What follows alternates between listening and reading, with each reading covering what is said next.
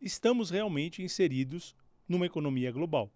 A economia globalizada, ela se nota diariamente no que a gente tem. Falta de matéria-prima.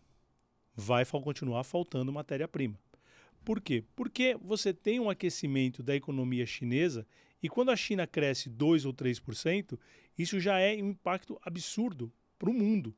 2 ou 3% de crescimento adicional no PIB chinês é o PIB brasileiro, se a gente fizer as proporções. 210 ou 220 milhões de habitantes aqui, 1,4, 1,5 bilhões de habitantes lá na China.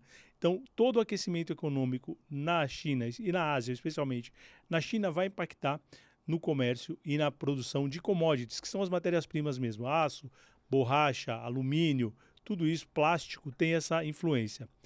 Com relação, então isso tem um impacto direto na falta de insumos. Tivemos, como você bem falou, no começo da pandemia, um problema enorme de logística mundial, falta de containers, tivemos um problema de navios que não tinham onde atracar, porque estavam todos em medidas sanitárias, não podiam atracar, não sabia se a tripulação estava ou não contaminada. Então nós tivemos um período realmente de caos. Hoje, quando a gente olha para trás e lembra esses 2 anos que nós passamos, a gente tem que ter a plena consciência de que nós vivemos uma situação de guerra. Nós vivemos uma situação que nunca foi vivida pelos nossos pais, pelos nossos avós, na dimensão que ela teve. Ah, mas nós tivemos as 2 guerras, tivemos a gripe espanhola. Sim, mas elas tinham alguns focos específicos. Embora a Segunda Guerra você tenha, o palco dela tenha sido Europa, norte da África e até um pouco da Rússia, depois União Soviética, o Brasil participou, mas não sofreu tanto quanto esses países europeus. E hoje a pandemia ela impactou todo mundo. Aí alguém vai dizer assim, mas a África não impactou. De novo é um reflexo da globalização. Eu prefiro sempre uma abordagem mais pragmática e menos ideológica. Por que que a África não foi tão impactada pelo coronavírus? Pela não inserção da África na economia global.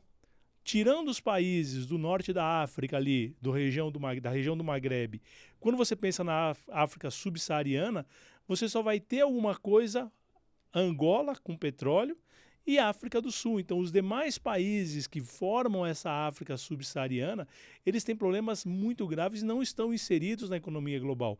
Por isso não houve a transmissão e o tráfego do coronavírus.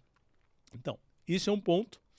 O outro ponto, quando aumenta a demanda por commodity, isso é imediato. O preço vai subir também, porque isso está economia, isso desde Marshall, no começo do século XX, a questão de oferta e da demanda. Marshall já estudava as elasticidades de preço no começo do século XX.